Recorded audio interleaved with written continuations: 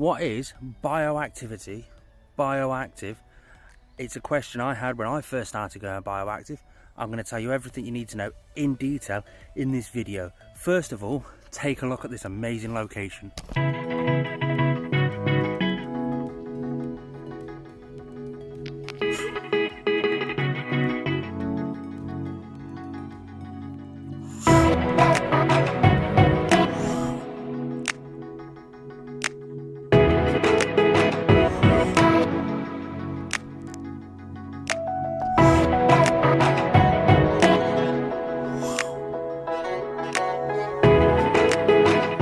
If you guys already have gone bioactive, stick it in the comment section down below. Let everybody know just how much it benefits your specific species. Let me know.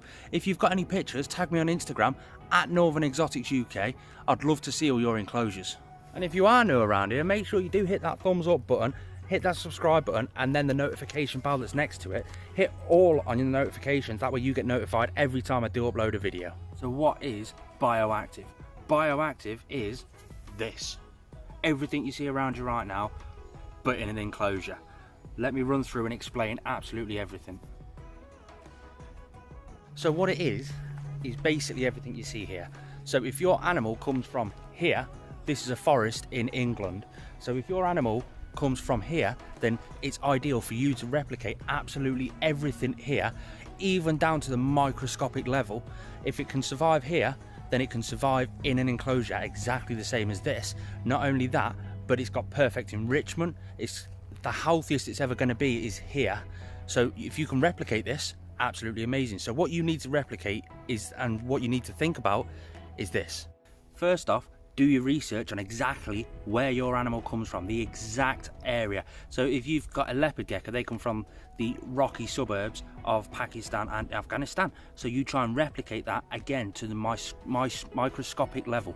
So you need to find all the little bugs that are in the dirt, all the little creatures, the plants, the absolutely everything you can think of back there. Not only that, you need to also replicate the sun, the lighting, absolutely everything, and look at it in a detail that's not actually spoken. So take for example here, if you've got an animal that comes from here, you need to replicate the shade, the tree cover, the plant growth, the substrate, this stuff down here, all the pine needles that's in it, all the insects that are actually in the pine needles, absolutely everything, and you will get a perfect ecosystem for inside your enclosure that will suit the animal that comes from here, if that makes any sense. So let's go even deeper, shall we? Holy cow, can you imagine this as an enclosure? So let's take a tropical, I'm gonna sit down. Oh, we're gonna be here for a while. Let's take a tropical enclosure. For example, a crested gecko, very common species in captivity, but not very common in the wild. Let's take that for a perfect example. It's a tropical species, so you can go along the lines of the tropical plants, the higher humidity, they need all that sort of stuff. You can find that out on your general research. But where do crested geckos come from? New Caledonia. So do your research on exactly New Caledonia. You go through all the details there, you'll be mind blown. So let's go even deeper on the crested gecko. They come from New Caledonia. Higher humidity, fairly level temperatures throughout the year, so you can replicate that. They are a nocturnal species, however, where do they sleep? On the side of trees, under cover, all that sort of stuff. So the sun rays can still get to them slightly, so it might be worth adding and matching the sun from New Caledonia, but just make sure you've got an absolute ton of cover for them to hide in. You don't want them to get sunburnt or anything like that. Now let's go even lower in the enclosure, the substrate. Try and match the substrate that they have out there. So for your substrate, you want to go for a high tropical, something that can hold the humidity, that sort of stuff. So your peat moss, your ABG mixes, tropical mixes from Exoterra, all those sorts of stuff. BioActive Herbs have got a great mix out at the minute, and what they do, they sustain the plant growth and the custodians that are inside the substrate. So your stuff like your tropical grey wood lice, they come from New Caledonia. Your springtails, they're born and bred in New Caledonian, so you add them into the substrate as well. So what happens is your crested gecko will go to the toilet. Your cleanup crew will then eat all of that waste. They will then poop that waste out. That will then enrich the substrate even more, creating a much more vibrant substrate for your plant growth to grow.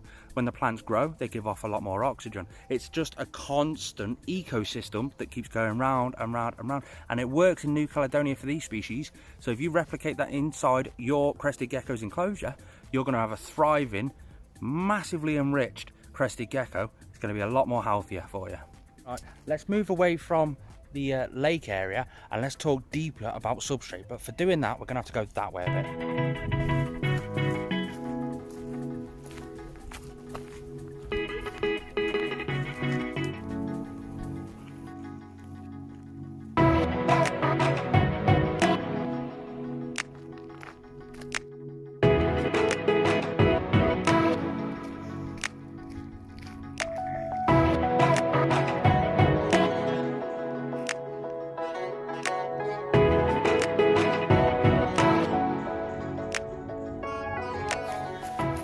So now we've come to this little area to talk substrate, because it is massively important with things that people, even if you are a bioactive expert, you may not think about too much. My filming always gets interrupted by a plane.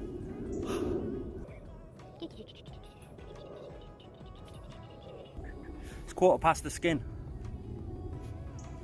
For those who don't know what substrate is basically what you call a hamster's bedding. It's the bedding, the stuff on the floor, the stuff that the plants get planted into, because you always want to go live planted with BioActive. It's basically this stuff. That's it. Now it comes in layers. Did you know that? So all the trees in autumn, the leaves, or most of the trees, the leaves fall off and land on the ground. Now all the little bugs, the wood lice, the isopods, the springtails, all those little bugs eat away at those leaves and just junk.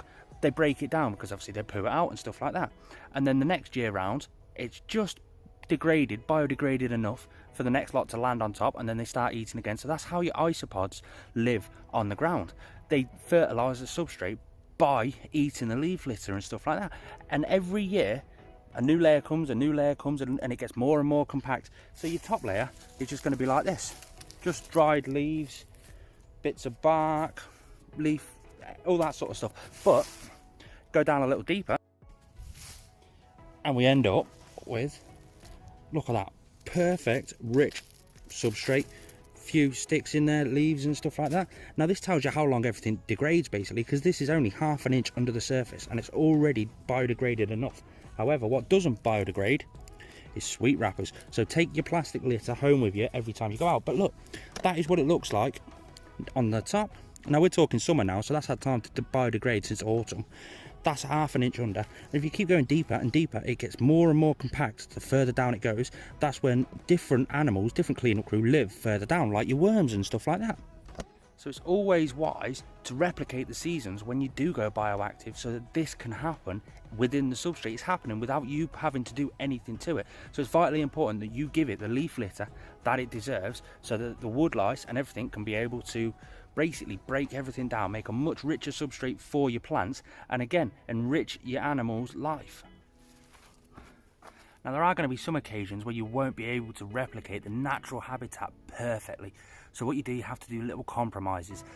The science behind everything will eventually catch up with the reptile hobby. At the minute, it's not 100% there yet, but you can compromise and there's ways of doing it.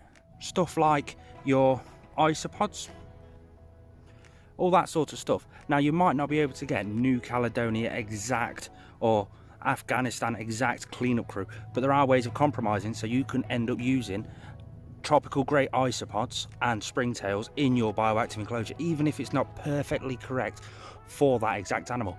Now for the likes of leopard geckos, now they go to the toilet, or the majority of the time they go to the toilet in the same spot, so you can add a slightly moist hide or a moist area in that back corner, just wherever they go to the toilet, and that's where your cleanup crew, your tropical grey isopods and your springtails will live, in that area, and they'll break down all that waste matter that's in that corner.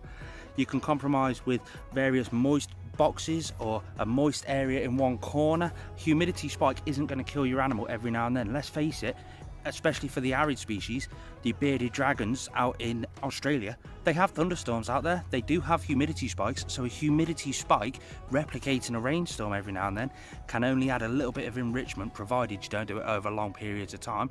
But that will also help your cleanup crew if you can't find a country specific cleanup crew for your particular animal. But let's move on to the arid side of the cleanup crew, the crustaceans. So for your species like your bearded dragons, your bosque monitors, your leopard geckos, all that sort of stuff, and sometimes it can't be advisable to use tropical cleanup crew within that enclosure. You can make little adjustments so that it can work to a bit, but it's always better to try and find an alternative if you can't find exactly what they've got out there. So in captivity, what we use at the moment is mealworms, morio worms, superworms, all that sort of stuff. Now we put them in the enclosure before the animal's actually alive in there. You've got to make sure you've got a really deep substrate for this, so that the animal doesn't get any impaction from the substrate. Let them burrow into the substrate, they'll pupate, they'll turn into beetles. You can use those beetles as cleanup crew. You can also use Damastis beetles along with various other little bits and bobs. Springtails always keep popping up because they are extremely hardy, they're extremely microscopic, so they can get away with absolutely everything. You can put them in any enclosure and they will work absolutely perfect. I've got them in my Mexican red-knee tarantulas enclosure at the minute and they're doing absolutely perfectly fine. I've just swallowed a fly. The same goes for plant life as well. You may not be able to get specific country specific, species specific plant life for your enclosure, so there are a few alternatives. You don't want to use tropical species of plant inside an arid enclosure because you're going to need to water it. The plant needs the humidity to be able to thrive, and you need that plant to thrive to be able to make cover or produce oxygen for your animal. So you can use plants like pothos. Now they need a lot of watering, so you won't use that in an arid species, in an arid setup. So you can use succulents, cacti, all that sort of stuff in an arid enclosure. Look at loads of pictures from the likes of Afghanistan and Pakistan for your leopard geckos and see what you can see. If you can see various plants, you may be able to get hold of them. There are a few companies around like BioActive Herbs that have a wide, massive array of all different style of plants. You can go to them and just say, I have a leopard gecko, it's going bioactive, what plants do you recommend? And they'll be able to recommend you the perfect plants because they have a massive knowledge of various reptiles and what their requirements are. So they'll be able to point you in the right direction, may even be able to give you a discount, you never know. When you're thinking about lighting for your enclosure, make sure you keep in the back of your mind that the lighting is not just for the animal but also the plants. So you don't want to have too strong of a UVB setup to kill the plants, but it's got to be strong enough for the species that you're keeping in that enclosure. So you've got to keep in mind, I highly recommend bioactivity more than anything ever. There is a couple of downsides to it though, and there is a couple of downsides, especially for tropical bioactivity. You get a lot of watermarks on the actual glass. Do you know when you're misting it down, you've got to water the plants, you've got to add the humidity for the specific species, you get a lot of watermarks. But the plants, the animal, everything needs good ventilation. Because I mean, look out here, it's just air, air, and more air. All the animals and the plants thrive off good ventilation. Has your enclosure got good ventilation? There's loads of ways to add ventilation. You can even add little computer fans onto the mesh, onto the top of the Exoterra enclosures and stuff like that. That also helps. There's a couple of companies out there, Reptile Systems for one, are prototyping a couple of enclosures with built-in fans to add that circulation, but still keep the humidity inside the enclosure. So it's always ideal, if you can, to add as much ventilation to the enclosure as possible, because you don't want stagnant air, especially if you're using a lot of water, because you've got to think, if you're using live plants, the plants will absorb water and absorb humidity while they're actually there. So you may need to mist down your enclosure just a little bit more every day just to account for that. And on the flip side to that, for the arid setups, your leopard geckos, your bearded dragons, you don't want to water their plants virtually at all. I've got a couple of succulents in with my Mexican red-knee tarantula. I've watered it twice in the last month, just a couple of drops, and that's all that they need, because those plants you could do with researching how they actually work, because cacti and succulents, they keep and hold an awful lot of water within that plant, which they will let it out in, like, similar to sweat sort of thing. But you've got to keep a good knowledge of the plants that you're keeping and the animals and see how they interact. You know what I mean. I guarantee If you go bioactive, you will see a massive benefit within your animal. You'll see a lot more natural behaviors come out of your animal. Take for instance a leopard gecko. You'll see them starting to dig a little bit, little tiny burrows just out the way in the corners.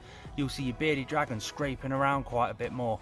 It's just, you'll see them out and about a hell of a lot more, and you'll just see how happy they are. It's so rewarding to see your animal happy. But that is bioactivity in a nutshell. Granted, a 15-minute nutshell, but that's it. I can simple it down for you. It is just a natural ecosystem from your animal's natural habitat inside a box. That is it, really. If you've taken any encouragement from this or anything, please make sure you do hit that thumbs up button. It really does help. I'm off.